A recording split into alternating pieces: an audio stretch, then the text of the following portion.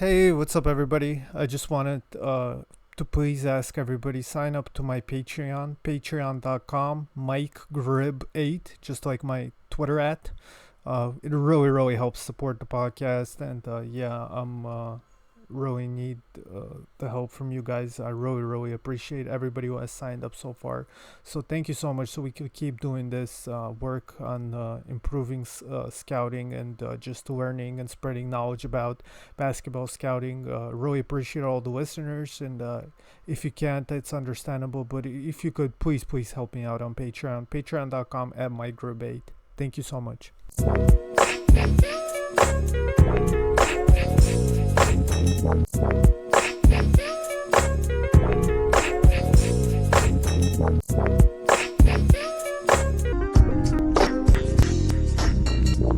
And to go back to kind of Avanash's question, because it does seem as if there's like a pretty like solid history of guys like Jason Tatum, for example, in high school, and even in like his first year at Duke, not a great 3-point shooter, and like obviously one of the better now. And that's like the famous example. But there's a lot of guys like that who didn't shoot a lot, and it just seems as guys get older, they kind of naturally feel more comfortable shooting from deeper and deeper out as they get stronger. I think that's a big part of it. Yeah. But there is some guys that like Killian Hayes, for example, who's was a really good mid-range shooter, 85-90% free throw shooter in Europe, and just right looks horrible right from deeper out, and just not comfortable off the catch.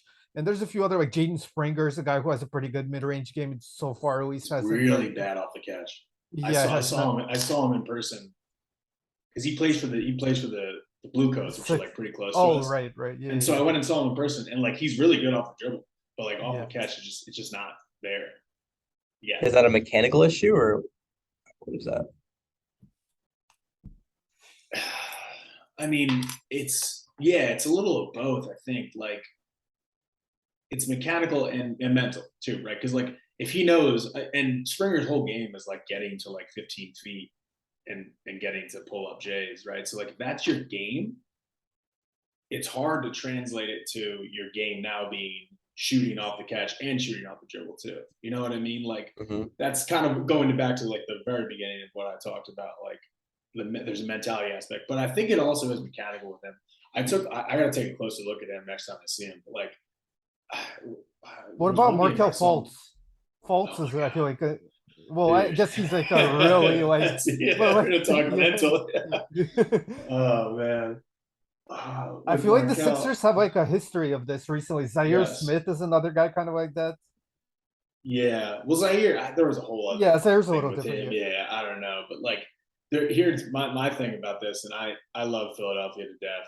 I've like grown up here. I've lived here my whole life, and I love our sports teams, but our sports fans are just like kind of like out of their minds. And so there have been in the social media era, there have been Fultz, Simmons, Carson, Rager. There have been like at least 5 young athletes in the social media era that have developed some sort of the yips, some form of the yips, right? So mm. like Fultz, obviously, Simmons, like I don't even know if you call it the yips or you go like he couldn't shoot, right? Yeah. Carson Wentz, who like if you watch Carson Wentz, like if you watched him his last couple of years in Philadelphia, like he couldn't throw like he was just like he wouldn't The throw. And then 2 receivers, Nelson Aguilar couldn't catch, and Jalen Rager couldn't catch, right? And so that I have a whole theory about this where it's just like we come down on them so hard as a fan base that they develop yips around those things that we're coming down for. So that's a whole separate thing, right? That's not even a basketball discussion. That's like a society and social media and yeah. Right. Yeah. stuff like that. But Fultz, I don't even know with Fultz, man. That's so. Yeah, I I try to guess put with that in him the it's just past. like yeah. It was. I mean, it certainly is mental. I think one thing that happens is that a lot of times when guys enter the league, they get with some, and I'm not saying this was Fultz's thing, but it kind of seemed to be to me. They get with some coach or some instructor who is trying to raise the release point, and I think that's one of the biggest mistakes that you could possibly make in working on shooting, trying to raise someone's release point because they're like, you need to be able to get it over the defense. It's like, no, you don't. If they're taller than you, they're going to block you anyway. It's like just But I think a lot of mechanical issues come from trying to raise someone's release point. Like if you look at Steph's release point, like where is his release point? It's in various different places, but it's pretty low. There are lots of guys who are great shooters who have pretty low release points. And I think I've seen it happen like so many times where it's like, oh, you're going to the next level, you're gonna be bigger guys, you got to raise your release point, and it just kind of that either doesn't work or messes someone's shot up. I kind of think that happened with Fultz, and I kind of think it might happen with Simmons too. Which is crazy because like, why would you need to raise that guy's release point 6'10"? So what's wrong with that logic? Like there's gonna be bigger, longer defenders. It's not the logic that's wrong. The logic is fine. It's just it's about. I'll say that having a lower release point, because you're going from dribble into shots, you could get it off quicker, right? Because you're going from low to low instead of low to high, right? So and there's definitely that. It's just it's about more. It's about like the mechanics. Like you're taking someone's shot that they develop over 18 years or whatever, and the way the ball is connected to their hands, the way the ball is connected to their body, and you're trying to like move it up to here. Like from here, or a lot of times they try to change their position one, right? Where it's like, oh, you're dipping the ball, you shouldn't be dipping the ball. Like you're trying to get it here, and everything becomes mechanically different at that point than what you've done up to that point. And so your shot becomes worse. And so like, okay, cool, I have a higher release points, but you're not making shots anymore. So like, so is that higher release point or higher set point? It's both. I've seen it happen like with both things. It's like, and a lot of the logic is again like high set point to high release point too, and that to me is wrong too, because it's not wrong. It's just like I get it. I get why you're doing it, but I have seen bad results come basically, and people are always like, oh, finish high, like finish like that, and you become stiff. I don't know. There are just a lot of, again, I can't really verbalize, but that's one thing where I'm just like, I'll never try. Like the release point would be the last thing that I try to like do anything with. Like everything else, because everything else happens before that in a shot. Everything else, like the release point is the end of it. And so like, that's really going to be a huge issue. Like you get to that after you deal with other things. I guess I'm big on like footwork, like wider base and stuff like that, right? I'm big on footwork, and not necessarily like wider base. And again, it's all like anecdotal. It's like if a guy's feet are together, he's got to widen his base. But one thing that I'm big on is trying to make your footwork as adaptable as you can to different game situations. So everyone is either naturally a 1-2 shooter or a hop shooter, right? Like off the catch, like you either hop and shoot, or you step in 1-2, usually left, right for righties. And I'm big on trying to put players in scenarios. Well, first of all, like if a guy's a 1-2 shooter, trying to get him a little more to shoot. And again, it depends like where he is in the developmental curve, but trying to get him to develop shooting off a hop as well, because that will translate to when he needs to self-organize in the game. Self-organize is just like the ball's coming in, the defense is here, you have this amount of time, and you don't think about it in a game. Your body just does it, right? And so if you can self-organize your feet in both a hop and in a 1-2, then and keep basically the same shot motion out of that, then you're just going to be a lot more effective. But that's again, like that's for, well, I guess it's for younger players too, but I've mostly done that with like kind of college age guys, or guys who were maybe like pro, like, European players, or guys who were playing pro elsewhere, who I would work with one-on-one. So that's one thing I'm big on, is trying to shoot off both the hop and the 1-2. Which one's more feasible for like mid-rangers? Which like type of footwork? Well, 1-2 would be one where that would translate more to mid-range. It depends. I mean, if you're going like off movement, you might do the hop, but if you're usually on mid-rangers, you're going in forward towards the basket, so you would do a 1-2. Yeah, your feet, or you're dribbling too, like you're moving, you're running and dribbling, And so your feet will organize in 1-2 as your hands come 1-2 to the ball. Well, a lot of guys like to hop off the dribble nowadays too. Like Cam Thomas, I don't know if you Yeah, yeah, for loves sure. Well, I like mean, that. and Yeah, Dame does. I mean, Dame yeah, does. Dame kind of yeah, like coming out of the ball screen, kind of pioneered it. Like Kyle Lowry does it too. yeah, That's mostly from range. You know what I mean? Like that's like yeah. you're That's coming when off the you're ball going. screen Yeah, and like step you're backs. pounding one dribble. Yeah, Yeah, exactly, yeah, exactly. yeah, yeah, yeah. So like, how do you reconcile like self-organization, like the ease of self-organization, with like the decision making involved in pull-up shooting? I don't know if that makes sense. Wait, say that again. Um, Oh, Like, go how ahead, do go you? ahead. TJ. Yes, sir. no, you said how do you reconcile the ease of self organization with the decision making involved in pull up shooting, right? Yeah. Um,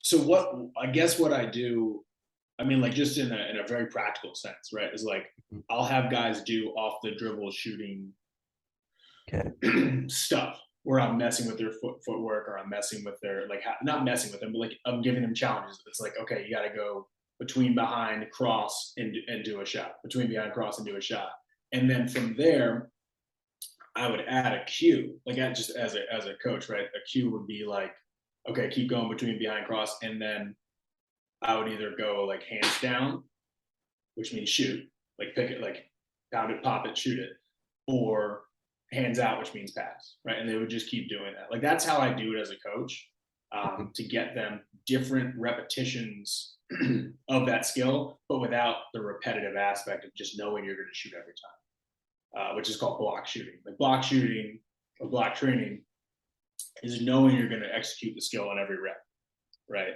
And Yeah. this is what I'm saying, like with the shooting cues is called random practice, and so that lends itself more to developing different types of self organization. So how development, like you just said, you have drills to develop so like more effective like self-organization within those like pull-ups, but like I'm trying to think that that doesn't seem like you can change it that much, right? Like I feel like like especially with all like the examples we're giving right now, like self-created twos seems like one of the more harder like skills to kind of add to your bag. So are there any specific traits of these players who you're training that you see like maybe certain types of players have have greater access to like these avenues of becoming a better pull-up shooter? Or like a is there anything like any traits or any indicators at all that kind of like pinpoint players who have a greater capacity of that outlier shooting development, off the dribble shooting development specifically? Not really, honestly. Like I don't do as much training as I used to, especially of like kind of college or post college guys. Like I don't do quite as much of that as I used to. That's it. And like you said, like you need to be developing a bag, right? It can't just be straight self organization. Like you have to Yeah. have moves that you're trying to get to. And so I don't really think I can give a great answer to that, like, or it wouldn't be good. Like that's a question for like Tim Martin or someone who like Yeah. works with these pros. Because I'm thinking about a guy like Miles Bridges, like he's taking like, oh, not anymore, obviously, but he was taking like shots off like crazy, like very messy footwork, and like he was still able to self-organize, like regardless of like the actual initiation of his shot. So, like, is that kind of innate? Do you think that that's somewhat developable, or how does that work? I think like nothing is innate, right? Like I think everything is Really? developed somehow, but it doesn't mean that like someone actively developed it. It's just probably that he hooped a bunch. Like he was hooping, and so like Mhm. that's how Ja Morant developed, right? He was just like playing 3-on-3 in his backyard and stuff. Like that's how he, and so there are ways to try to structure those environments, but development of skill comes from the environment in which you are using that skill. And so I don't know what Miles Bridges did, growing up, or like what his background is in terms of his play or whatever. But it sounds to me, when I see that, I kind of subtract years from that, and I'm like, okay, he probably just hooped a bunch, and so that's how he's able to like get to get to do this without it looking mechanical or like he's really worked on. And then like in the tweet thread I was talking about, you kind of talked about processing speed, and you said that players who have a greater like innate processing speed probably have a greater like rate of skill acquisition in a sense. Like it's a lot easier for them to like pick up like shooting, for example, if they're better processors. Do you like still hold that position or? Yeah, kind of. I mean, like, I think so. I'm just trying to look at it right now. Well, I can. there's a certain field that's involved in getting off shots, right? Because you need to know where the defender Yeah, is. Yeah, like yeah. like processing speed and feel are like the same thing to me. I know that they're probably different, To but me like that's also, but yeah, like it's like processing speed is a fancy name for feel, but like yeah. I'm not sure what was the question again? Sorry, I just like kind of slipped my Like mind. just essentially like if a player with higher processing speed, is it easier for them to develop these like skills or like just development in general? Is it easier for someone with higher processing? Yeah, I think so.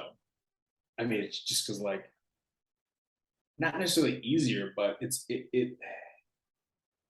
skill exists. Like obviously you can do this development outside of the game, but like when we're talking about skill execution, that is the stuff that's happening in the game. And so if you already have a better ability than if player A has a better ability to feel out and process what's going around him, Mhm. then like if he does basically the same things as player B who has less feel and processing speed, then those things will just like happen for player A more, I think. So is processing speed more like the just the speed in which you're making a decision, or is it more like holistic in a sense where you're like your ability to like perceive everyone around you? What specifically does processing speed entail? I think Uh-huh. the latter, which then like kind of leads to the former, right? So like if you have the ability to just scan, basically to scan and uh to scan, to process, and to know the decisions that you're going to make, which like I guess all players kind of know, but like the scanning, if you have a greater ability to scan the field of play, then the skill execution has a greater opportunity to kind of like happen in a way that's effective. That makes sense. Oh, it's like how I'm just kind of thinking of how would you discriminate a player who has higher processing speed than another player? Like how do you determine feel? Like how Yeah, do how do you you evaluate know? feel? Yeah. Well, one thing, this was a question, Mike. You were talking about this on Twitter, and I think you guys talked about it in one of your other podcasts too, about like watching on film versus watching in person.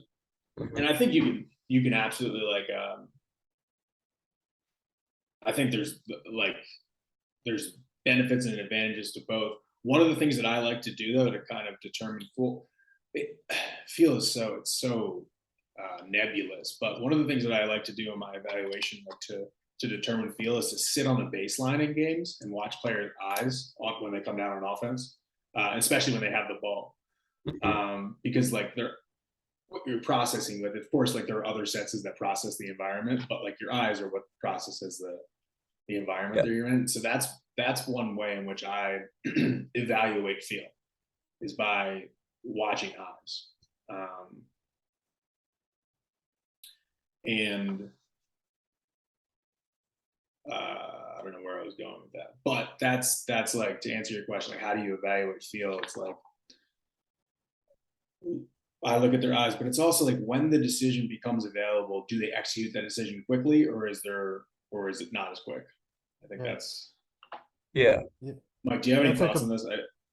that's a big thing to me. Like it's like quick decision making. That's why Yeah, processing speed is like a good term for feel. Is like yeah, the speed of it is like really important. I think the feel really comes out in those like in the moment like decisions that it's not like a set play where they're just like, kind of executing what they saw on film or what the coach told them to do. They're kind of making that decision in kind of that moment, whether on the offensive or defensive end. Yeah, I think that's where the feel or like kind of quote unquote intrinsic like recognition comes out, awareness. Yeah, because the way you were talking about it, you kind of linked it to handle. And you said that if a player has a higher processing speed, which I think we're talking about processing speed as like a proxy for like awareness or recognition of like just the environment around you, then like since handle is most effectively improved by like dribbling versus like a live defense, then a player who is better at processing will be able to improve their handle more than another player just by virtue of like just dribbling against the live defense. So essentially, like if you have two players and one is a better processor than another player, then they will become a better handler than the other player given the same amount of reps against live defense. I think that's the point you were making. I would I don't know. agree. Yeah, like in a vacuum, I would agree with that statement for sure. Yes. Yeah, that I mean, makes sense. not that you're saying that, but I would. Yes. Yeah, because like your interactions within the game, you're more comfortable, like you're more aware, and so you're like kind of more comfortable with handling and yeah, like more coordinated, I guess, with your dribbles because you're able to perceive other things that are going on in the court more comprehensively or whatever. So how much does gathering um go into like this like processing speed, like just generally being aware of what's around you? Like, do you think it can be a quasi proxy, or is gathering just not like what is important to gather? You mean like you mean by gathering? You mean like get the gathers, right? Like, Just yeah, like the getting two gap. hands on the I ball. think like Yeah, either into the shot or even into like a pass. Just yeah, like that gather or process. like bursting through a gap and gathering the ball. Exactly. Right. Yeah. Yeah. Yeah, pretty broad, but still. What and the question was what like how important is gathering? Yeah. Super important. Like it's like I mean it's I remember PD talking about this. PD was talking about one of the differences that you can see from a high school to college in Mhm. kids is that like the first year after a kid comes back from college, or and you can see also he was talking about someone who was definitely playing with pros in the summer and Yeah. who improved their gathering because of it is like the gathering like develops a lot in playing in those in a college atmosphere or with pros because like if you don't the ball's going the other way, right? So Like you turn the ball over more? yeah, you turn the ball. Yeah, you don't gather with two hands. Like Yeah. because there are guys with long, strong arms in gaps, and Uh-huh. they're going to take the ball from you. Whereas in high school, like guys don't play in the gaps quite as much, and Yeah. you can kind of burst through there with a little bit of speed. But I mean, gatherings it's super important. Like it's especially for certain position types, right? Like Mhm. guys are going to be more like attacking gaps and stuff like that. Do you think that like one of the tweets in that thread talked about gathering as a touch skill for like off the dribble passing? I haven't heard too much about that, but do you think that's feasible?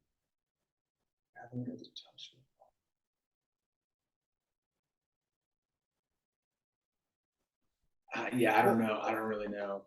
I think a big But part of gathering is like the fluidity of it. That's like what is a good gather? I mean, like you would think it's like pretty simple. You're just grabbing the ball, but what makes a good gather is just like really being really fluid with it.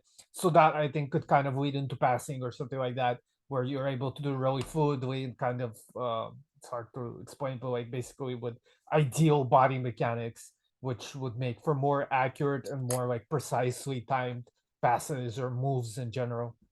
yeah, yeah, totally. But yeah, I think to go back to that point you're talking about with PD, I think one thing I noticed a lot with younger players is after the gather and they're going through their two steps, they'll often, if they even get by their guy, younger guys will often get stripped from behind and they kind of show the ball a little bit on their side. Whereas what's called as they get older, I think a lot of guys really improve on that, and that's where guys cut down on turnovers a lot. At least like at the NBA level.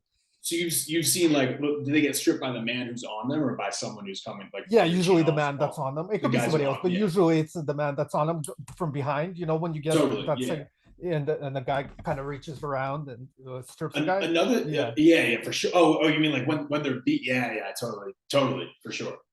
Like yeah, that's another that's a feel like it's like that's another thing you determine feel like even if the guy isn't gathering if he just switches hands, you know what I mean, or if he throws his dribble out so he doesn't get poked from behind, like that's another thing you could tell like this guy's got a lot of that's a high field player. right, absolutely, yeah. Yeah, I wanted to ask what's called we're talking about like mentality earlier, like and like with shooting in particular, but really I guess anything it could apply to. Like, do you like value like evaluation of like confidence and kind of intangible stuff like that highly? And like, do you think we're able to kind of actually evaluate that way? Because it feels like it's so hard, unless I mean obviously like from a more what is it called, like intel level, like guys that actually go out and like talk to guys and like get to know them on a personal level. But for somebody like me, like who doesn't have like a huge amount of connections behind the scenes, stuff like that, do you think we're able like to like reliably, somewhat at least, evaluate stuff like that? Or Yeah, I mean, I think there are things that you can look at. I'm trying to think in my mind like what are those things? Like, I mean, one thing in like the my recruiting evaluations, like for college, one thing that I look at all the time is just like how do you react to mistakes. There's a there's a oh, there's a college football there's a football evaluation stat that's pace. It's called pace, plays after critical error, that people use in evaluating quarterbacks. It's plays after critical error. It's like and I think it's turned into like an analytic, right? It's like it's turned into it's like they actually have stats on it, and that's one that I've tried to look at, and I think you can kind of do it on film too. Is like how locked in can that guy stay after making an error, and how can he execute, and what does he, you know, what does he look like after making even not a critical error, like just like a bad play. And that to me comes like I think most things come down to confidence or self confidence, and like that is something that definitely comes down to like your self confidence. Like if you can make an error and just like have it not affect you, that's a confident person. Um, so it's obviously so much harder to evaluate on film. That's one of the things that like I guess a lot of guys have said about in-person evaluating is that they can better evaluate those intangible traits, right? Those personality traits. But I think that's one thing you could like in film analysis, and I haven't really been able to do it, but like in in film analysis, I think you could also kind of maybe translate that to that. It's possible, at least in yeah, theory. yeah, yeah. Yeah, no, you could do some like somebody like Cade, I think is a good example of that. Like he's very level-headed, even like as a young player, you could see, yeah, and I think Yeah. to some degree that's helped them.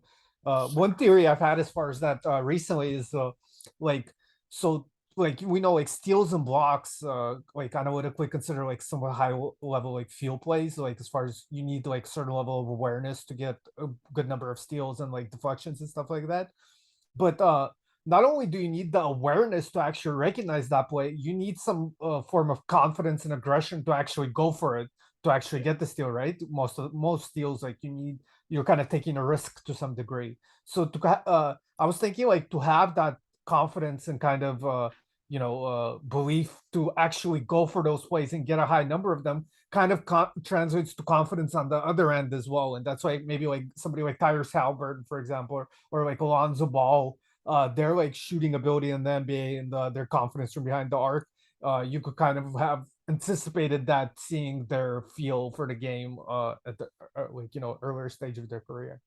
Yeah, totally. I think like one thing about skill execution in game is like how committed are you to the decision that you're making? You know what I mean? Like you, and that's processing speed. Like it's like okay, you see the decision that you should make. How committed are you to making it? And that's kind of what you're talking about with blocks and Right. steals. Like Yeah. if you see a guy committing to a decision, whether or not you know if it's the right decision, it doesn't always have the like it doesn't always result in whatever it is you want to happen. But if you're consistently committing to making the decision at the right time, then that seems to me, just like you said, to speak to confidence. Yeah. I call that playing with purpose. That's like a big, Yeah. like, Yeah. yeah, yeah. No, I like Um, that. well, I was gonna ask, yeah, just on more like general player development. I wanted to ask about this. I don't know if you have like a strong opinion on this either way, but whatever you got for us.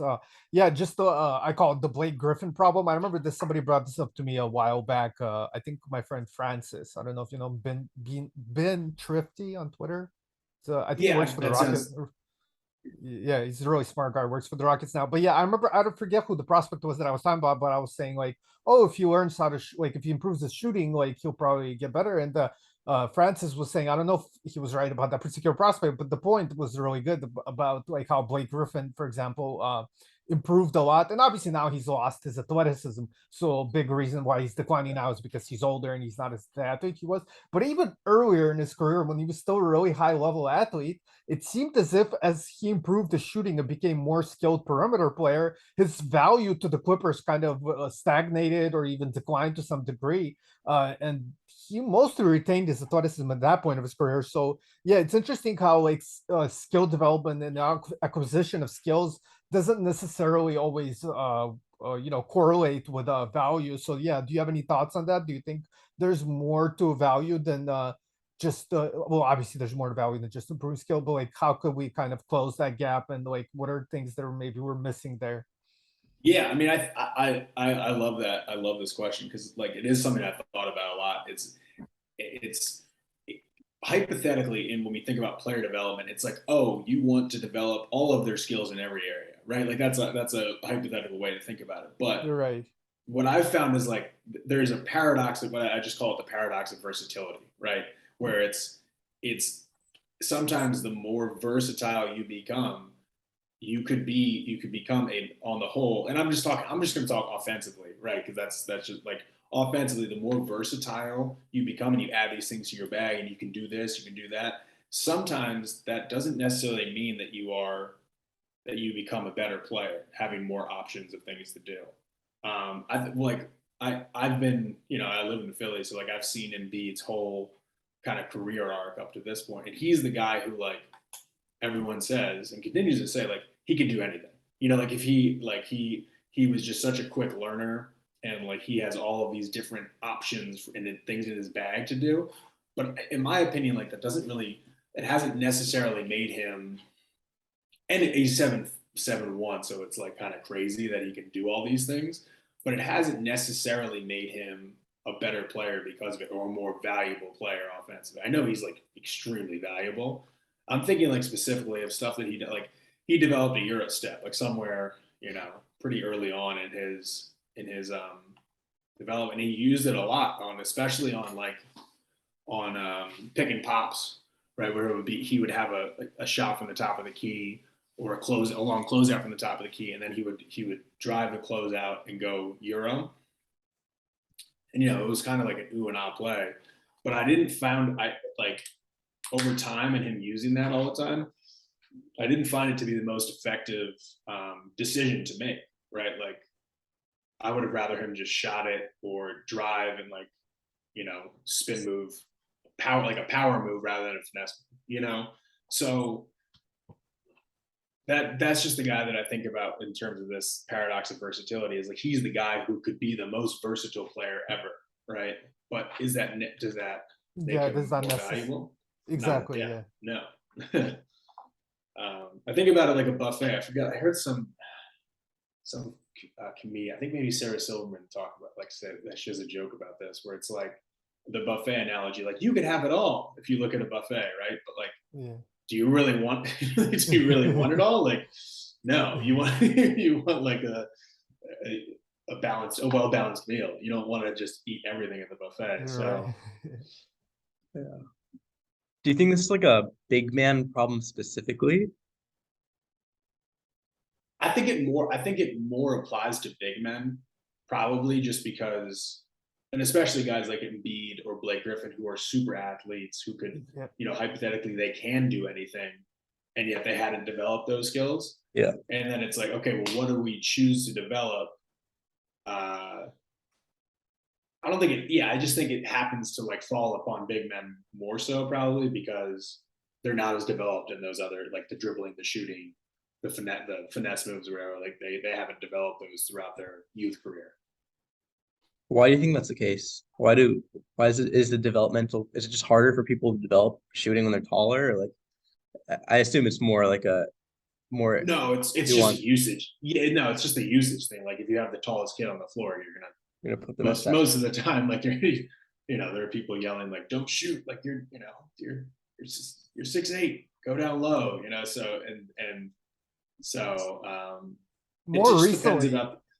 that's become like less case recently, but even like Yes, 5 years ago, Exactly. there's like a huge movement of people that would say, "Don't if you're big, why are you stepping outside the paint ever?" Like, yeah, or don't yeah, dribble, don't bring the ball up the yeah, floor, don't, right, yeah, right, like, yeah, yeah, and that's changed, of course, but like I think yeah. that that's what I would attribute to is you develop the skills that your environment allows you to partake in, and you know, and so and also the skills that are worked on in practice. And so with bigs, those skills just aren't allowed or drilled for the most part.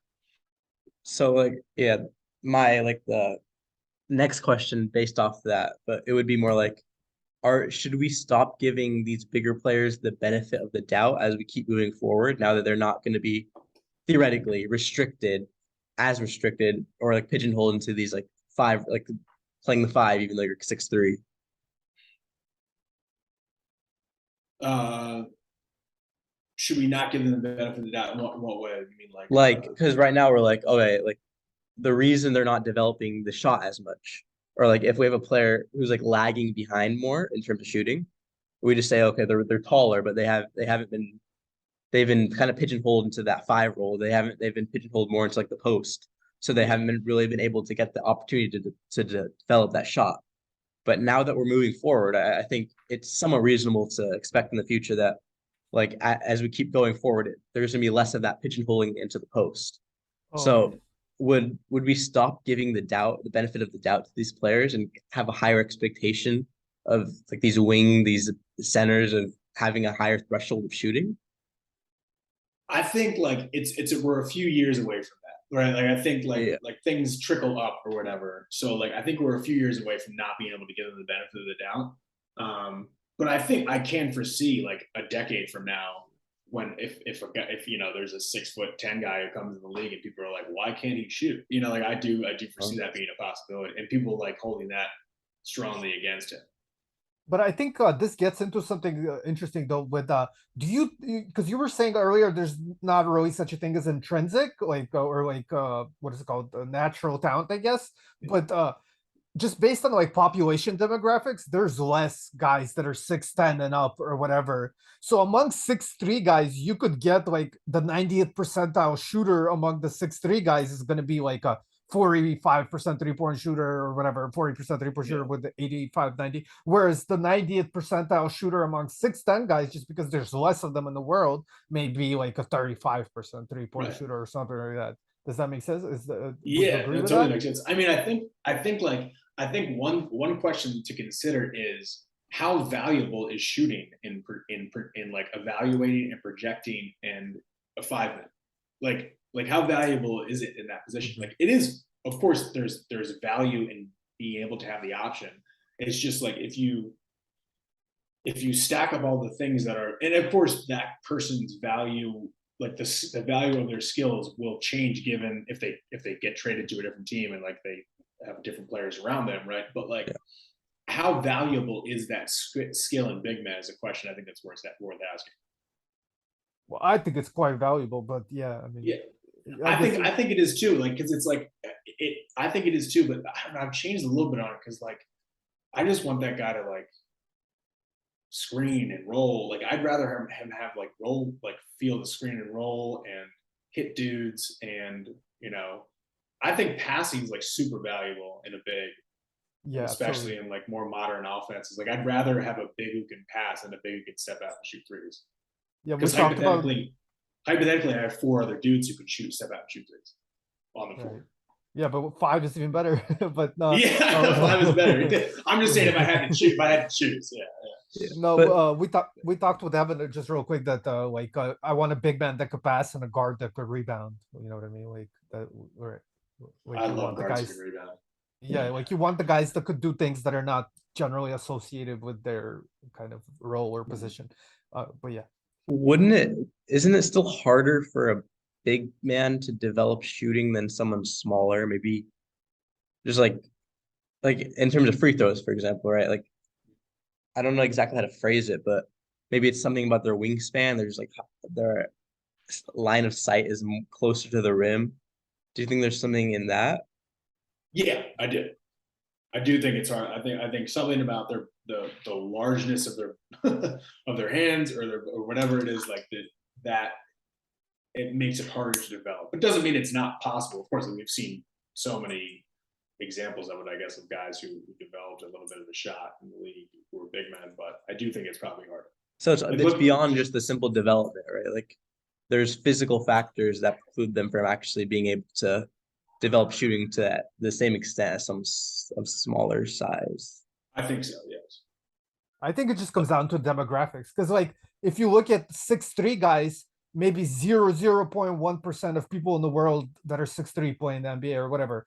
For 7-foot guys, I don't know, like 10 or like 5% are in the NBA or whatever it is. I Yeah. don't know what the numbers, but like, you get what I'm saying. So, just from that, because it's harder to find tall people and they're necessary for basketball to a high degree, it's just harder to find guys that are also are tall and skilled and have like are not completely like slow, could barely move or somebody like it. Because a lot of really taller human beings are not going to be very athletic often, like so. Yeah, But I'm just thinking like I think there are like physical factors that make it harder for someone taller to shoot rather than someone shorter.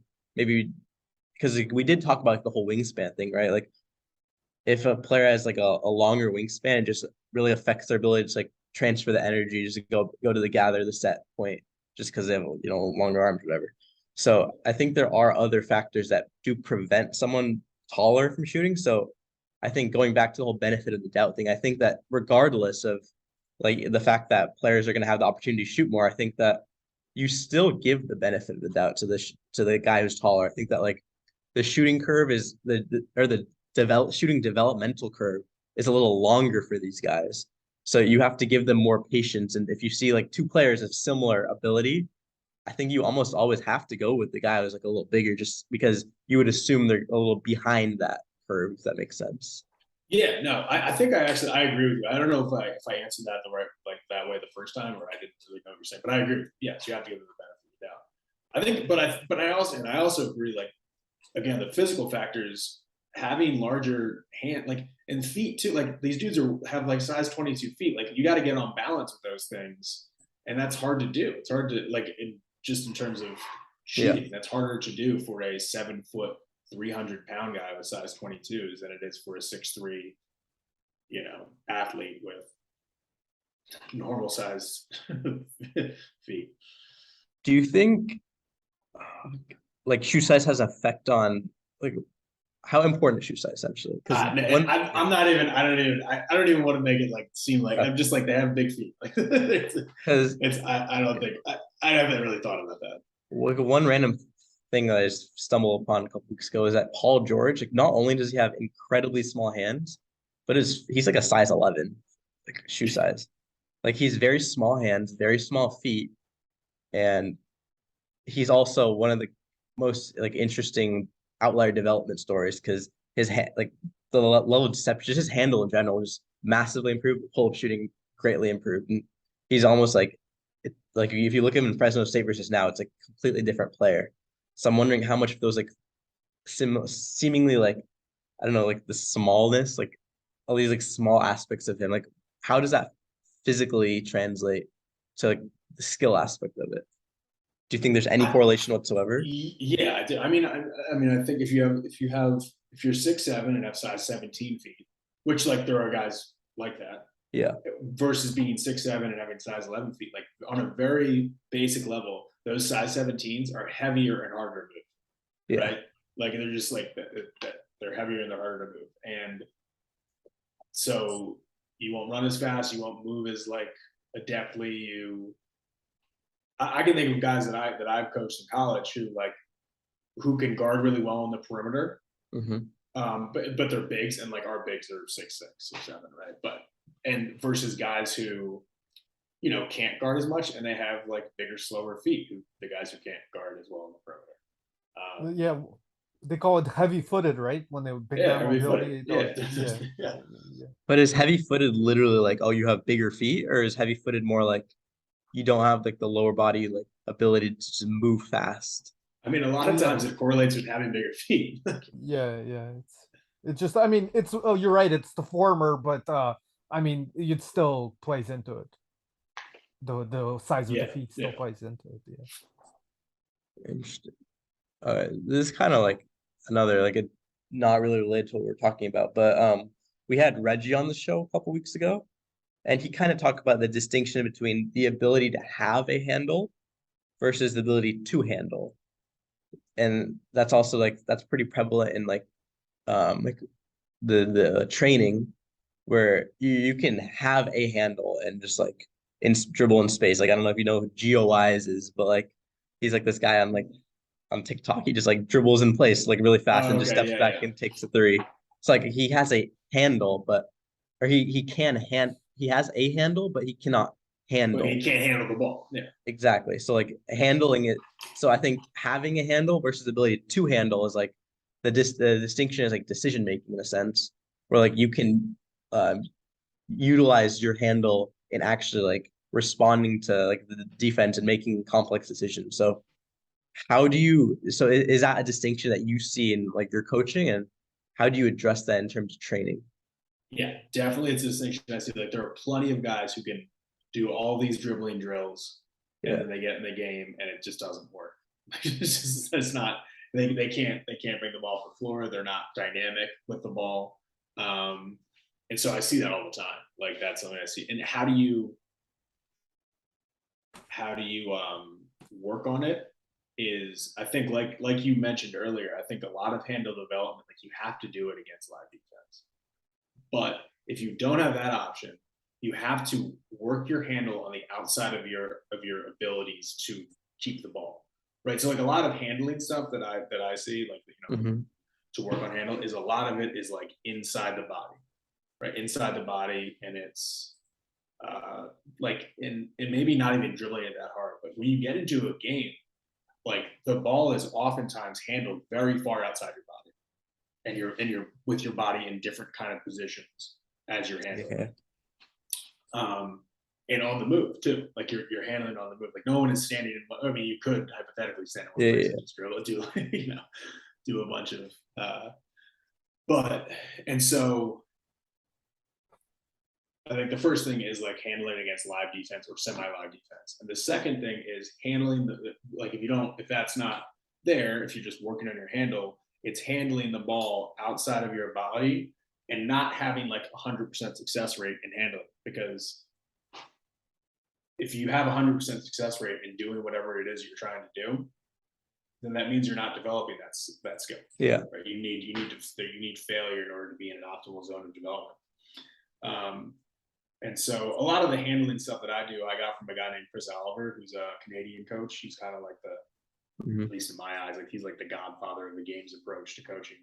And Great it's podcast. Yes, yeah, great awesome podcast. podcast. Yeah.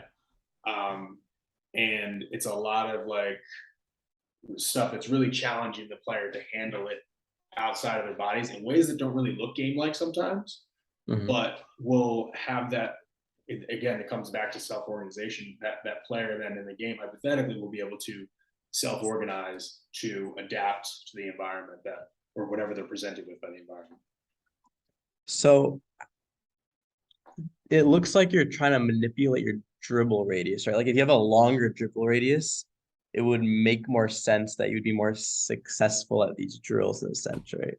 Or no? Yeah, I guess. I think so. Yeah, Like if you're able to go wider, like yeah. Like you need to be able, like in a game, like if you freeze frame Kyrie, well, let's not use Kyrie. Like if you freeze frame John Morant handling against a defender, like he's probably in a position with his legs, like in a power position with the ball out here, right? And then when he's making a move, he's probably dribbling the ball really freaking hard behind his back, through his legs, wherever, to transfer it to his other hand. Mm-hmm. And with that, moving his body, adapting his body to do that same thing. And so that's kind of what I try to mimic in my handling drills. So who are you targeting in these handling drills? Are you trying to target like these wings who haven't really handled the ball too much? Or are you trying to reinforce the skill in like your lead guards or initiators? I mean, it's pretty much everyone. I wouldn't at all consider myself like an expert in the handling department, but like I'm just talking about with any player that I'm working my sixth graders down up through college guys, it's like you need to be challenging yourself in a way that makes you fail 70% of the time in what you're doing. And you need to be I'm trying to put them into situations where the ball is outside their body and their body is moving in some way rather than just stationary. Is there like would you agree there's like different handling like or kind of movement like dribble drive types, like the two main ones I would think, like going back to like the dribble radius is like guys that are more kind of wide movement and more like, and then there's guys that are more like contained, like Jaden Springer. I feel like very contained in his movements, more like kind of sudden and like what is it called, like sporadic kind of like, where some guys are or just like or flowing or whatever. They're outside. I think there are. I mean, handle is so cool because like there are so many different types of guys, like handlers. You know what I mean? But I think if you had to break it down, those are two good categorizations. Like a guy who's super loopy, or a guy who's pound. Like he's more contained. I don't know which is better necessarily, but I think you don't have like do you think like one is not ideal or so, or do you think it doesn't, it just different? I mean, you can see examples of players who, at every level, who are one of those things that are effective, so fair enough. So going back to a guy like Tyrell Terry, if he said his handle wasn't kind of like at that level to even reasonably surmise like the pull-up shooting. So what specifically are the deficiencies in his handle, like in context of what we're discussing? I have like no idea, honestly. Like I gotta look at I do plan to like look at him on Synergy after this. I'm glad you brought him up, but I haven't. I've probably watched like a half of Tyrell Terry, and that was maybe like 3 years ago. So like I don't know. How about you, Mike? Like you said, his handle was weak. I don't remember that well, but yeah, I think it was a little loose and kind of like just going as far as like the shooting is like, it wasn't like super, how would I say this, like like the most effective way of like getting from dribble and the moment of creating separation into like the gather and like going fully into the shot from the dribble was kind of, what's the word, like not ideal coordination. It was clunky, or exactly, just look out of sync. But this is a very like vague memory. I did my scouting report on him like 2 years ago. I could be honestly wrong. Like maybe I'm thinking of some other guy and I'm confusing or something. Because like that's like a concern of handle I hear a lot, right? Like a loose handle, right? Very susceptible to like digs or like just any like whatever, like any defenders coming in swiping it. So TJ, you're talking about like your drill where they're kind of focusing on like that extended dribble radius where you're trying to dribble outside your body. That doesn't seem like it targets a strong like a more, what's opposite of loose? It's like tighter handle. Tight. Yeah. So like I have like a number of different drills that I'll do, like, but a lot of them are going from loose to tight. Like, so it's like 2 big crosses, 2 little crosses, 2 big crosses, 2 little crosses, 2 big crosses between the legs. A lot of it goes from loose to tight and back to loose, because that's kind of what you do need to do that for sure. Like that's. So the ability, so you diagnose a loose handle and you focus on it by transitioning from loose to tight continuously? No, I don't really diagnose handle that much. Like I'm just like, again, I'm not an expert with the handle development, but that's a lot of the drills are going from out like looser to tighter. But a lot of the stuff with pull-up shooting that I do like is within a tighter radius, a smaller handle radius. Because I feel like handle and shooting ability, pull-up shooting ability, are like somewhat intrinsically linked. So are there any trends you've seen in players who are good pull-up shooters or not good pull-up shooters or haven't even developed pull-up shooting? Like, are there any trends with them, with those, and then relative to their ability to handle? Yeah, let me think. I mean, I'm thinking about one kid that I coached like 2 years ago who was a really good off the dribble shooter, but his handle was not that strong. Mm-hmm. But he had a bag. You know what I mean? Like he had moves that he'd worked on. Like he had a step off, but like his handle, he wasn't bringing the ball off the court. you know, like, and if he was, like, we could have been in trouble. Yeah. Like, or he could do it sometimes, but like especially his left hand was pretty weak.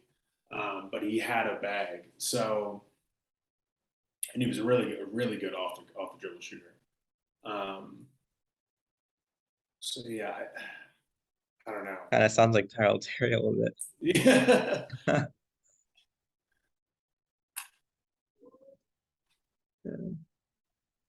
What's it called? So TJ, do you really focus like you're like what are you really like focusing when you're like doing your research and like just like the shooting is like really your main goal, right? To get as good as possible at or just like game prep, I guess, as a coach, or what are yours like your Yeah. focus? I mean, honestly, like over the last 4 years, like I've gone through different like undulations of what exactly it is I'm focusing on. Like the shooting thing was like mainly probably during the pandemic. Like I was just or just post pandemic, I was doing a lot of individual shooting training.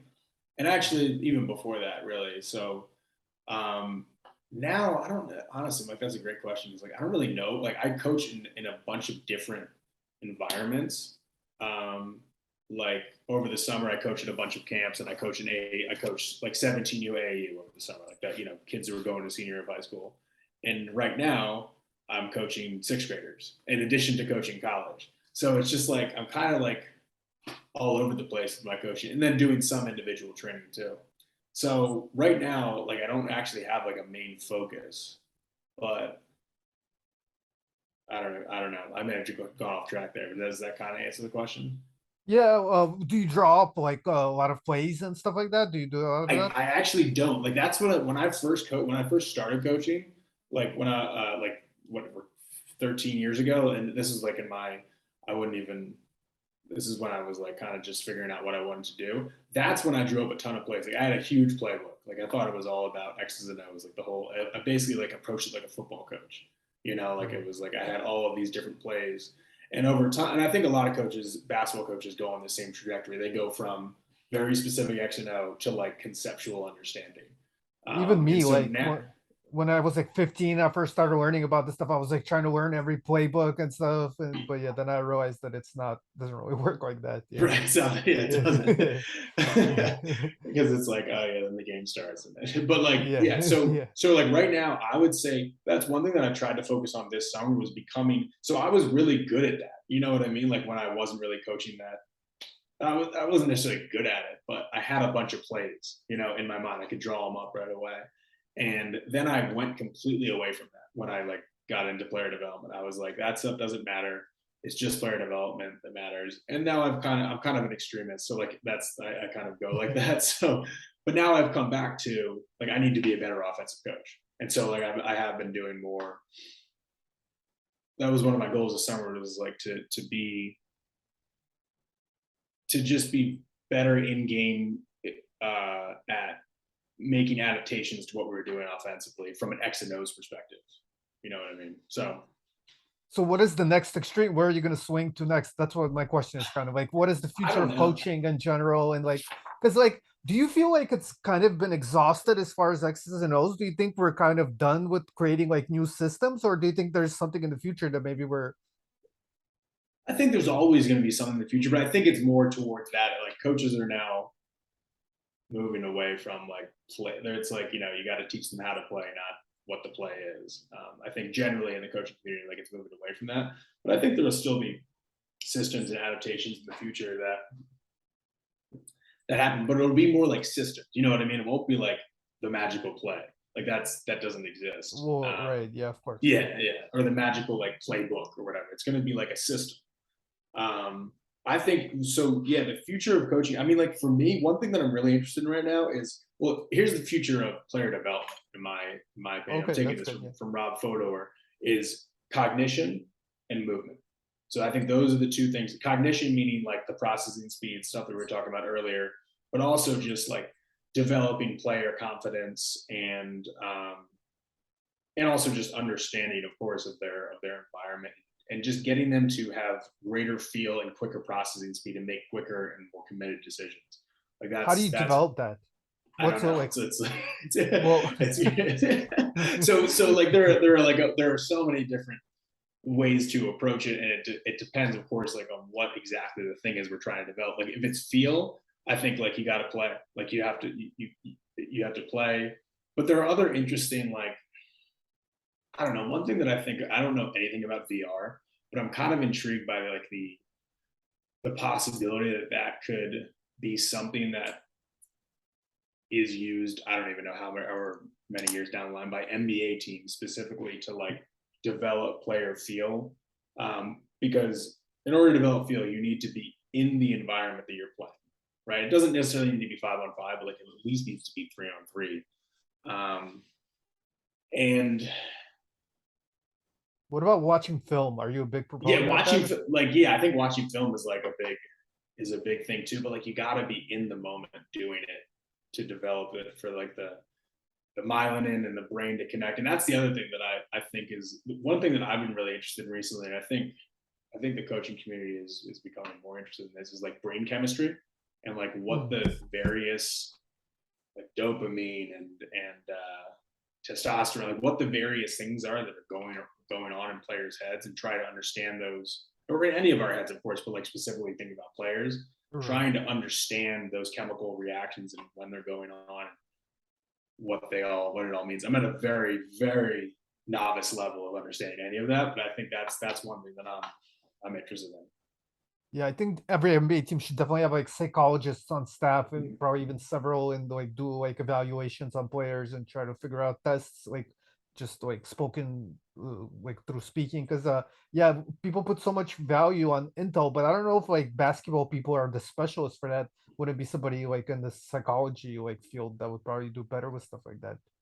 For sure. Yeah, I think we're already seeing like more, I guess, NBA teams, I'm sure, but even on like Division One college level, more teams are Yeah, hiring sports psychologists, or athletic programs are hiring sports psychologists, because like it's just so important.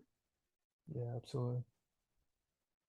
Um, How do you I evaluate like the mental side of shooting? I think I asked Uh, him this earlier, like with the confidence. Remember, I yeah, was asking you. Oh, it's like yeah, not even confidence. It's like more, right? Like just like the rhythm, like just in every single general shot, there should be like a level of like not just confidence, but forgot what's the word? Like it's comfortability almost. yeah, it's. Rhythm. I think you were like changing rooms then, but yeah, we had talked about like Yeah. it's like at the point of the decision, how committed are you to the decision, right? So the decision just shoot, like Uh-huh. how committed are you to that decision, um, and when do you commit? Are you like Yeah. one thing that I look for is like, have you already made the decision before the ball touches your fingertips, right?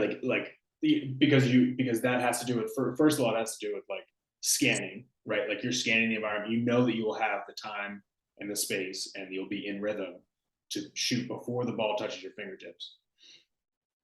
And then, do you commit to that decision, right? Like Yeah. fully, or is there a doubt in your mind? And of course, like I can't, you can't really look at it, but like if you think about someone like Markelle Fultz, when you watched him shoot, did he look committed to shooting it? Yeah. You know, No. like no, like whereas if you watch it on the other end of the spectrum, of course, JJ Redick, like before the ball touches his fingertip, he's already committed himself to shooting, most of the time. So I think like in assessing or evaluating the any player, but specifically in terms of shooting, it's when do they commit to the decision, and how committed are they? Like, do they commit fully, or not, and how often does that happen? Because right now it seems like you're talking a lot about like spot ups, where like right, like you're about to receive the ball, you scan, you realize there's not very many defenders around you, so like you make that decision to shoot. But like when you're handling the ball and you have to self-create your own shot, it's not as much there's a lot there's more decision making involved within that confidence process, where like you have to be able to, not only do you have to set yourself up to have the most like efficient shot in terms of like the probability of going in, but on top of that you have to have the confidence again, like to even make that shot. So when does that player, like how much of that is confidence and how much of that is like just pure decision making ability to get to your like pull-up jumper? I think that like one kind of leads into the other, like the confidence leads into the decision making, right? So like being more confident will have you commit to the decision of getting to that pull up more than if you had less confidence, right? So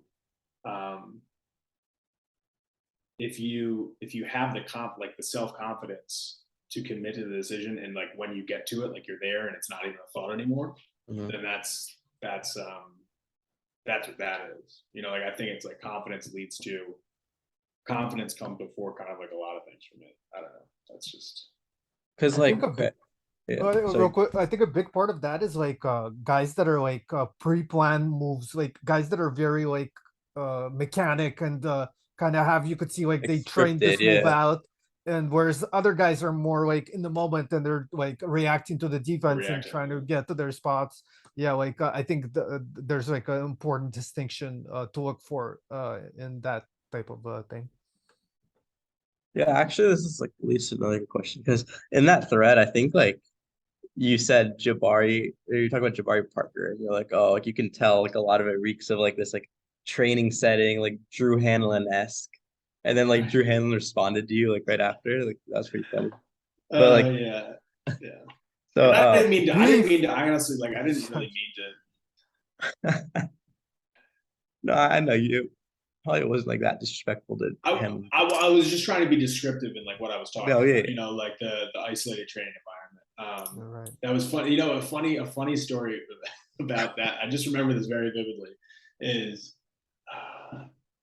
and like Drew Hanlon's like he's great. Like obviously like he has helped so many players develop and get their game so much better. But I was just trying to be descriptive in that statement. Like you know the type yeah, of training that I was talking about just by yeah, saying yeah, that. yeah.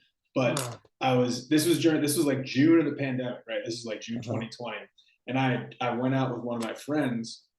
This was like the next night after Yeah, after this thread happened, and I went out with one of my friends, and I got a DM on Twitter from PD, and yeah, this is the first time, and PD and I have since like developed a relationship, like you know, via Twitter. I haven't talked to him in a while, but shout out to PD. He's the man. Like just you know, he's just the man. But anyway, it was the first message he sent me, and he said don't respond. Hanlon is a he said don't respond to Hanlon. It'll drive him crazy. And I hadn't looked back at the thread, so I didn't know what he was talking about. I was like, what are you I was like, what are you talking about? And I looked back at the thread and saw that your Hanlon had like said like, you know, whatever he said, which I kind of feel bad. Like he takes enough shit, you know, like he's just trying to help players just like I am. So I kind of felt bad about it, but it was just funny that I found like it was the beginning of my relationship with PD was that DM, and B, like I didn't know that was going on, and that's how I found out about that. Did he ever That's DM funny. you or no? Drew Hanlon? Yeah, No, no. he's on the court, man. Like I again, like if Drew Hanlon ever hears this, I'm sorry. And We could take it out if you want, but no, it's just like it was what it was. But when you look, I guess back to the point of like what I said in that thread. When I said Drew Hanlon's type training, you knew what I was talking about, right? Like that Yeah. was it was I Right, use right, it as a descriptive mechanism. And so yeah, like with some players, you can just tell that they have developed their game in that kind of more isolation, in that more isolated environment, and not in a playing environment. You know. Do you think More that's just an issue with that player themselves? Like, is it just simply because they've only been in an isolated setting, or is it because their like internal processing is a little slower, so they're more susceptible to only picking up from the isolated setting? No, it's not it's not. First of all, it's not like Jabari Parker only played in an isolated setting, right? Like he, of course, like played Yeah. lots of live basketball, but it has to do with just the way in which they've interacted with the game of basketball throughout their younger years, right? If it was more, and player development has to be a balance between live play and individual development. Like it obviously, I'm not necessarily making an argument for one or the other. It can't be one or the other. It's going to Yeah. be both, right? But when, or there is no but, like that's the statement, right? It's going to be both. I can see though, and lots of like experienced evaluators can see when a player has developed in a training environment more so versus they've played in a live play environment. Just yeah. I'm just confused. Like, why is it just more apparent that Jabari has been in that more isolated environment? Considering like it's not like he's just like he came out of nowhere, right? Like Yeah. he's a very highly touted recruit. Like he's been playing games on the circuit for a long time. He plays a number of minutes. Like I don't think like the pure number of games he's played is pretty commensurate with other prospects. So why would it be? Why is that Hanlon-esque like isolated training? Why is that more apparent in his game? You can just see it in the bag, like in him having a bag. I think, and I haven't looked at Jabari Parker probably like since I wrote this thread, which was 2.5 years ago. But it's more apparent in the bag and in the fact that like they're locked on the rim, like he's shooting the ball, like he's going to get to a shot and shoot the ball rather than perceiving and scanning the entire environment and maybe making a different decision. I think that's where it's most apparent. It's like and I could talk about Embiid with this too. Like Embiid now has developed into a player who's locked on the rim. He's like, what? Sorry. He's locked on the rim. He's shooting it when he gets it. Like he's not. And that's changed a little bit. Yeah, tunnel vision. Yeah. Because the way in which he developed his game, since he got in the NBA, was. And with Jabari probably younger was like in this isolated environment where it's just him and the rim. There's not 9 other guys on the floor. It's just him and the rim, and he's repping the moves. Or maybe there are reads involved, but it's less so. It's not 3-on-3. It's not 5-on-5. So it's like limited. Is that processing or what is that? Yeah. Yes. Do you think we should go away from like those one-on-one? Like, I'm not saying we should totally end all individual training, but like, do you think we do too much of that and not enough of like 5-on-5, 3-on-3? Yeah, I think so. In America, yes. What do you think is do you have any like particular like example? I know there's a difference between Europe and America, and I agree there is, but I don't have like great examples of what exactly like happens behind the scenes in Europe relative to America. Do you have any examples? I don't really either. I'll use John Morant though as an example, and he was a late developing guy, right? And everyone knows the story of John Morant as being like they found him in a back gym, whatever.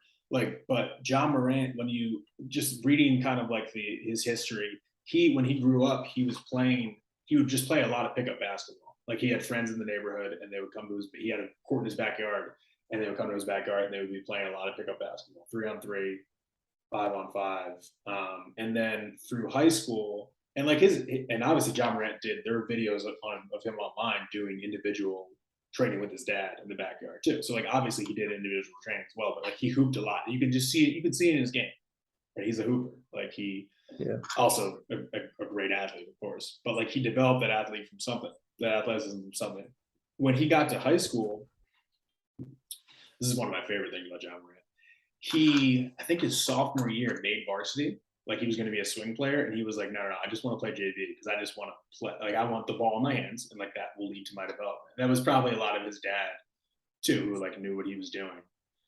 And he didn't play on a shoe circuit team when he was younger either. He played, or is that right, Mike? I don't know if you. Yeah, I think he played like at the like a lower Adidas level for a little bit, but basically it was like an independent team. Yeah. So that he would have the ball, like he'd be playing, like the ball's his. Like he's not coming off the bench. He's not fighting for minutes with guys. Like he has the ability to make mistakes and learn in that competitive live environment. And then he takes off, right? Like, and he's such a high field player. And of course, there are now parts of like the trade-off to that is that there are parts of his game that are underdeveloped, like the shooting, the off the dribble shooting, stuff like that. But especially for guards, like I just rather have that kind of live play development younger than the training development, because you can just see that they can't They have tunnel vision, like you said. I call it I call it horse with blinders. But like I don't know, there are these carriage horses in Philadelphia that they have blinders on so they can't see the cars go by them. That's what Yeah. I call a carriage horse vision. They're not, it's not completely tunnel, but it's just like they don't see outside of there. So you like largely just attribute Jaw's like playmaking prowess to his, like all those live dribble like reads that he was making when, or just like against a live defense in his younger years. But do you think there's like another trait within him? Like if you put another player who, like, is it just simply that live? I think there is something else. Like when you like thinking or looking back on Ja, I've just read a few stories about him. I can't kind of, I guess, developing this theory or whatever. But like his parents say that like he had this ability to see from an early age, and when he was younger, like when he was like 5 years old, he was playing with like 8 or 9 year olds, right? But he was still had this ability to see. I think that probably comes from like I think from even like charting from like even younger age, and that probably comes from you probably watched a lot of basketball growing up. Like I don't know, his dad was a player. I think his mom might have been a player too. So like maybe just watching basketball and then playing in a faster environment than just playing with kids his own age in an environment where he had to move it rather than like being the guy to just score. When you're a 6-year-old playing against 6-year-olds and you're like way better, you just grab the basket and score. I don't know. It's just like you develop stuff because of the environment that you're put in. And that was the environment that he grew up playing in. So like if we take Lonzo and LaMelo, for example, I think they're a very similar situation, right? Like they've been pushed in that like that ball handler role from a very young age. They just got so many reps. But Lonzo and LaMelo have developed pretty differently as ball handlers, especially like for Lonzo, his handle is very loose. Like he's not a primary. And I don't know, maybe it is like he can't get to the rim. I think that's another thing. But if we are looking at handle as a sort of function of decision making, are we saying that Lonzo isn't as good of a decision maker as LaMelo? Like, why is his handle not as great? I think with LaMelo, like I think PD's scouting report on LaMelo like probably goes through this, but there were a few things that happened in LaMelo's development from when he was probably like I don't know whenever he left Chino Hills, which I don't know, he would have been like 16. Like he went to Lithuania, and then he went to Spire. Like specifically, like I would follow PD's lead on this and like read that scouting report because like he talks about Spire as this place where he had the ball in his hands and it was just the playground. Like he could do whatever he wanted. Like he could handle, dribble down the court and handle it a bunch. He could just do whatever he wanted. With Chino Hills, like if you look at Lonzo at Chino Hills and the way they played at Chino Hills, how many dribbles was he really taking on a given possession? Oh, that's true. You know what I mean? Yeah. Like it was just like 1-2, throw it ahead, or 1-2, shoot it from 30 feet. Like I don't think he was really handling that much? I mean, like dribbling that much, I guess. If you just count the dribbles, I think maybe that's why his handle is maybe not as developed as LaMelo's. Well, yeah, because they do have some physical differences also. I think like LaMelo is a little bit more like flexible and There's also something to this. Being the youngest child of 3 boys, and you got to handle the ball against your 2 older, stronger brothers your entire childhood in the backyard. Like, you got to be able to handle it because they're gonna fuck with you and they're trying to beat you, right? They're trying to beat you and they're gonna foul you, and they're bigger and stronger.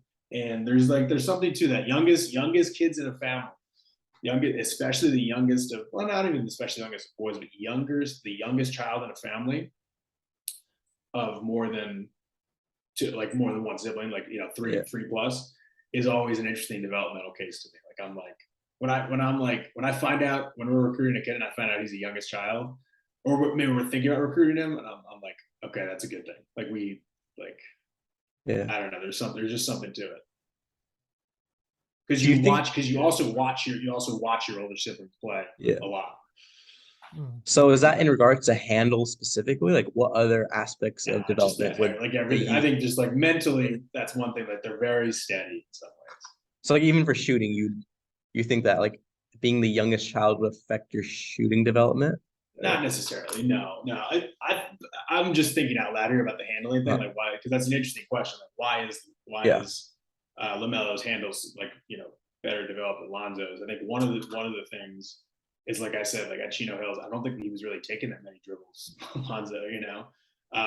And Lamelo had an experience that was like different from that, where he went to Lithuania and he was running point, and then he went to Spire, and then he went to New Zealand, I guess, right? New Zealand or Australia, whatever. He played in the Australian league, and so like having those experiences. But then I was just, I don't know, just thinking about being the youngest of three and playing one-on-one in the backyard. Like you got to handle the ball against bigger, stronger guys. Yeah, like there's like that famous clip of Lonzo like breaking that guy's ankles. Like it's like the cover of like half his mixtapes.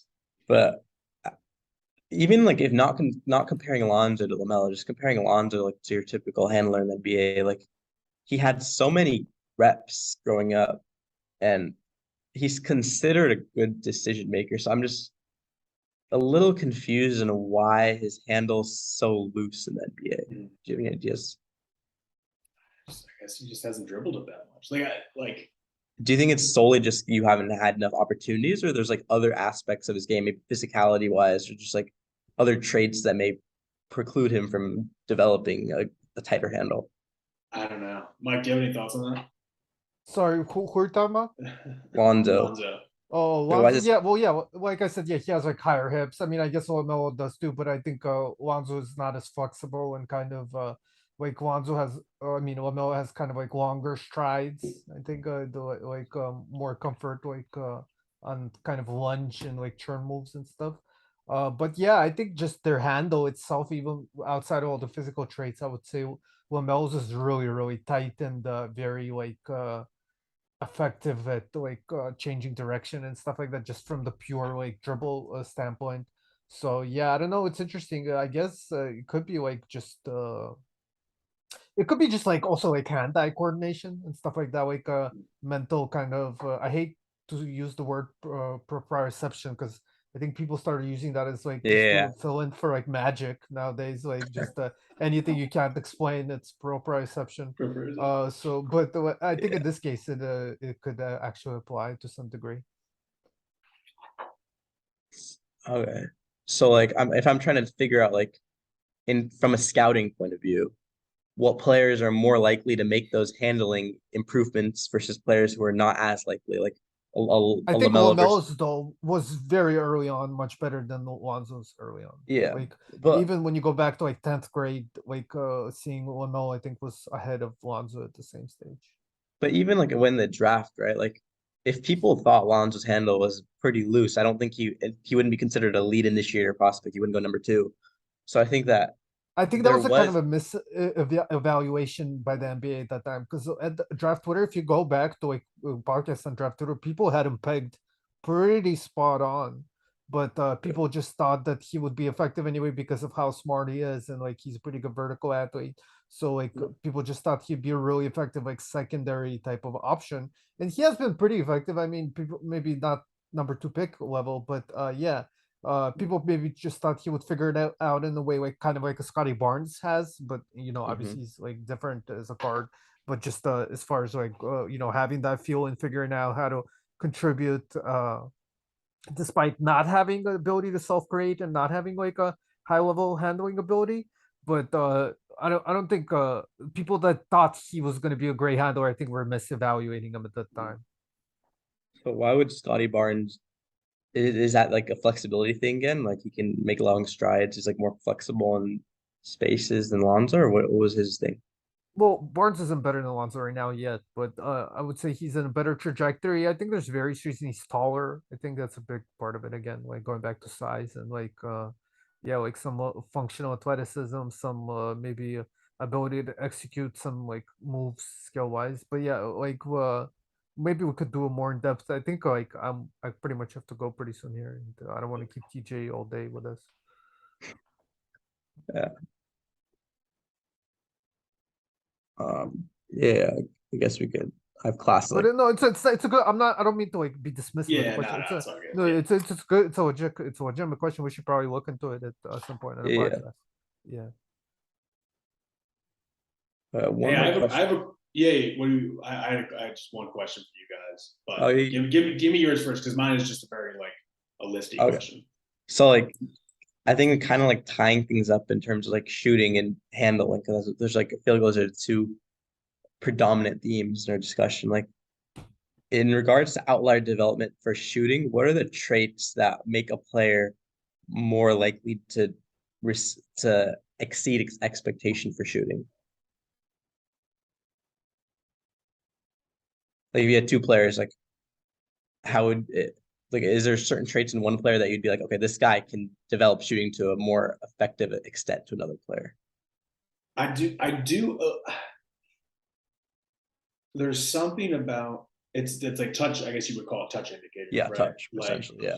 there's something about really good shooters where their wrist flexibility and the way that their hand like the way their hand ends is Hmm. like it doesn't snap back, but it's just like flops. It's just like I don't know. There's something there, and so like I would look, and again, like my all of my evaluation, I'm like, and I have nothing wrong with data or numbers. It's just I don't do numbers well. Like I like failed math. Like I'm not good with it. You know. Like so, um, but like what I look at with touch is like what does their hand look like as they're making a pass, or when they're shooting, or when they're shooting it. Like do they make Uh-huh. floaters? Like I think that those touch indicators, that's real.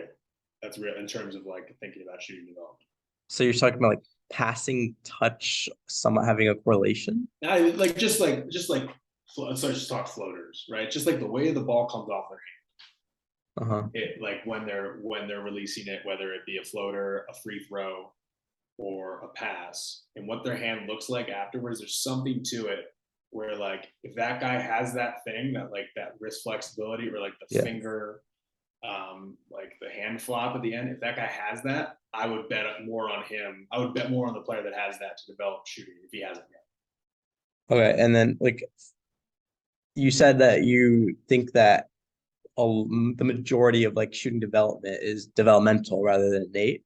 So like when you have guys who like don't have traditionally good touch indicators, like they don't have a like they don't have a floater game, the free throw percentage is pretty low, there's not a lot of self-created like, jumpers, and then you have a player that does have those indicators. What what went different in their development, generally speaking? Is it like if Michael Kidd Gilchrist, like is he just not a good shooter innately? Like I don't think that's what your position is. So what No, happened it's there? not. I don't know. I don't. You have to. I don't know what goes on behind closed doors. You know, like Hmm. I wish I did. Like Like, as a coach, are but you very optimistic about these things? You're like, oh, I can fix him, or are there players who are like, I don't think I can fix them? I think I'm less optimistic than I used to be. I used to be like I can do anything, you know. But like I Yeah. think like it's hard, man. It takes like Yeah. and it's hard to figure out what the right course of action is, and Hmm. then to take that course of action and stay on that course Yeah. is another thing entirely. So like it's I would say I'm still very optimistic, and that's like why I love doing what I do. Right? Like it's just Yeah. all about player development, and it's just like that's what I'm all If about. I But it doesn't if mean that I think I can fix everything. if I Yeah. was a coach, I'd be super optimistic because that's what you have to like You to have to you be, have to yeah, try. Yeah. yeah, Yeah. Yeah, yeah. But as a scout, I'm more a lot more pessimistic. yeah. I think that's a good way. I Exactly. think that's a good way to be. Like I think probably a lot of the misreads that people have come from that scouts have come from being overly optimistic about stuff like this. You know what I Yeah. mean, Mike? Like, Exactly. yeah. So And then finally, like, are there any particular archetypes or like types of players that you think that you personally are more comfortable in teaching shooting to that you think that you're gonna have greater success in developing shooting rather than like another archetype? um Like, shoot, there doesn't are even no have to be such archetype. Like, if there's yeah. like a 6'8" guy who's like great at like his touch on post ups is amazing. Like, like is there any like specialties you have in regards to shooting that like certain groups that you think are more susceptible to becoming better at shooting under your tutelage? Yeah, confident dudes. That's my Got it. dudes who are confident, and dudes who can make mistakes, who are okay with making mistakes. And this isn't a player archetype, of course. It's just like yeah, if you're courageous and confident and you're okay with making mistakes, I can work with you to become a good shooter, a better shooter, because that's what it requires. It Yeah. requires lots of trial and error, and lots of mistakes, and lots of misses. And if you are confident, I feel confident that I can help you. Can you develop confidence, or is that not as feasible? You can, but confidence is one. It's one through it's confident. You win confidence through experience, and through things like your parents or whoever brings you up, like the or what they instill in you. Yeah. But confidence, you can develop confidence, but you develop confidence through adverse experience and just getting through it, overcoming, just constantly overcoming. Yeah, that makes sense. Can I ask? I got one question for you guys. I just Yeah. want to, and I already have a few. I'm going to look at Tyrell Terry. I just haven't done like many synergy scouts of players specifically recently. So, Mike, if you have any guys who you like who are freshmen this year in college who you liked last year on the circuit, or in any of your like youth scouting, like one or two guys that you're interested in tracking their progress? Well, I love Jarris. I'm a huge Jarris Walker fan. Yeah, Uh, same. Yeah.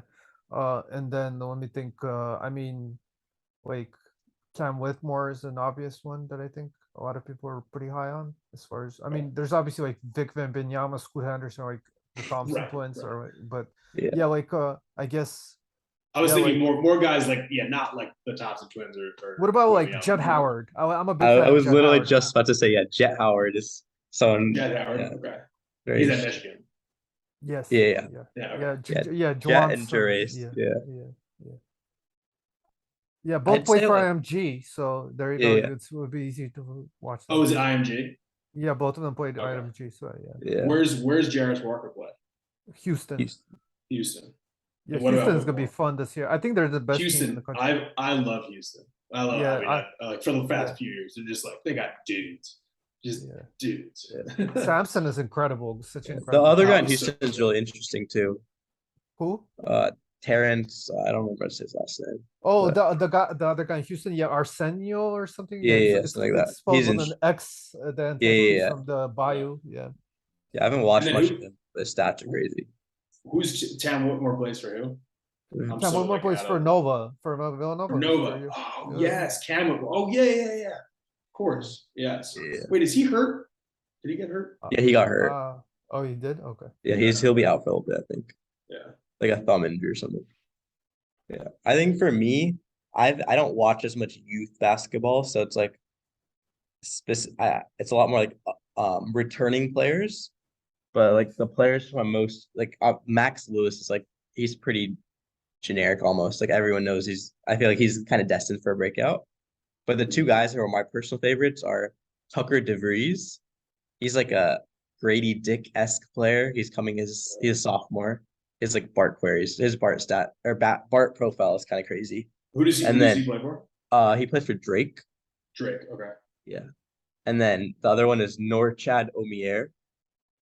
He just transferred to Miami, but he used to play for Arkansas State the last 2 years. And he's kind of why I'm so interested by shooting development and touch. Because this is a guy who's like, he doesn't make any threes. I think he took like 2 threes overall. But like if you watch him, his touch is just like crazy. Like he has like the wrist thing you're talking about. He generally has that. His footwork on like he's generally like pulling up for like middies almost. Like where he does like a turnaround jumper or something like that. Or like he's shooting like jumpers from the free throw line. It's so smooth. And then on top of that, like his post game is so great where he has a great touch on like around the rim. So I kind of feel like if there's a guy who's going to develop a shot, it's going to be him, even though like everyone's like, oh, he has to develop a shot. He doesn't take any threes.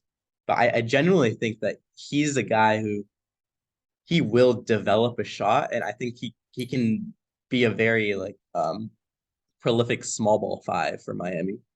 And you said he was at Arkansas State the last 2 years? Yeah, he was he like was number 2 in the nation, like PER. Like he's a very dominant player. So he's not considered to have good touch. But just off the film, like his touch really pops out to me. So I think that if he might have a great breakout year this year, I have a feeling. I just remember his post game. I barely Yeah. watched him a little bit like a year ago or so, but yeah, his post game was really good. But I think of like Drew Timmy, who has like this amazing touch in the post, but has never really developed an outside shot. We kept Yeah. thinking he would, but he really hasn't. But we'll see. Yeah, I think the difference between with like these guys who have great post games and Norshad is that he's like genuinely like pulling up for like shots in the mid range. Like Yeah, I he's haven't like seen that fading as much. away. I Yeah. haven't watched him that He's much. like dribble, he's making decisions and like he's picking up his dribble, turning around, pulling up from the free throw line. I don't really see that in other players. So I think there is some like hidden shooting development in that. But obviously, who knows? It's a new team. No, Yeah, we'll I see. appreciate those suggestions. Yeah. Nice. All right, guys. Yeah, yeah. Thank you, Thanks. TJ, This was so much. awesome. Yeah, This this is a was so great good. discussion. Yeah, great job. This is gonna be one of our better episodes for sure.